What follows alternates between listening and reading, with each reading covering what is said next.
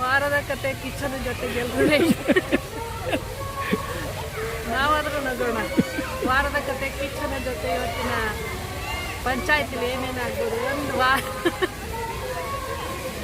ನೋಡ್ತಾ ಇದ್ದಾರೆಲ್ಲ ಜನ. ಯಾಕೆಂದ್ರೆ ಇವತ್ತೆಲ್ಲ ಮುಖವಾಡ ಹಾಕ್ತಾರಲ್ಲ ಅದಕ್ಕೋಸ್ಕರ.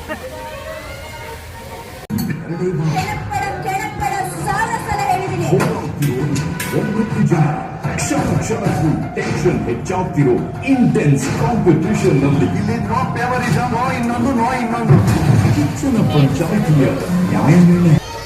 ಇಂತೂ ಧನು ಅವ್ರನ್ನ ಕ್ಯಾಪ್ಟನ್ ಆಗಿದ್ದಾರೆ. ಎಷ್ಟೆಷ್ಟು ಟ್ವಿಸ್ಟ್ಗಳ ಮೇಲೆ ಟ್ವಿಸ್ಟ್ ಕೊಟ್ಟರು ಧನುನ ಕ್ಯಾಪ್ಟನ್ ಮಾಡಿರೋದು ಮನೆಯವರೇ. ಯಾಕೆಂದರೆ ಆಟ ಕರೆಕ್ಟಾಗಿ ಆಡಿದ್ದರಿಂದ ಧನು ಅವರು ಕ್ಯಾಪ್ಟನ್ ಆಗಿರೋದು. ಧನು ಅವ್ರ ಆಟ ಕರೆಕ್ಟಾಗೇ ಇತ್ತು. ಏನೋ ಟ್ವಿಸ್ಟ್ ಮಾಡೋಕ್ಕೆ ಹೋಗಿ ಬಿಗ್ ಬಾಸ್ ಅಶ್ವಿನಿನ ಕ್ಯಾಪ್ಟನ್ ಮಾಡೋಕ್ಕೆ ನೋಡಿದ್ರೇನೋ ಅದಾಗಿಲ್ಲ. ಏನು ಮಾಡಿದ್ರೂ ಆಗಿಲ್ಲ. ಧನುಷ್ ಅವರು ಕ್ಯಾಪ್ಟನ್ ಆಗಿದ್ದಾರೆ. ಕಂಗ್ರ್ಯಾಚುಲೇಷನ್ ಹೇಳೋಣ ಅವ್ರಿಗೆ ಕೂಡ. ಒಂದು ವಾರ ಕಷ್ಟಪಟ್ಟಿರೋದಕ್ಕೆ ಫೈನಲ್ಲಾಗಿ ಈ ವರ್ಷದ ಬಿಗ್ ಬಾಸ್ ಕೊನೆಯಲ್ಲಿ ಕ್ಯಾಪ್ಟನ್ ಆಗಿರೋದು ಧನುಷ್ ಅವರು. ನಿಮಗೂ ಖುಷಿಯಾಗಿರುತ್ತೆ ಅನಿಸ್ತೀನಿ.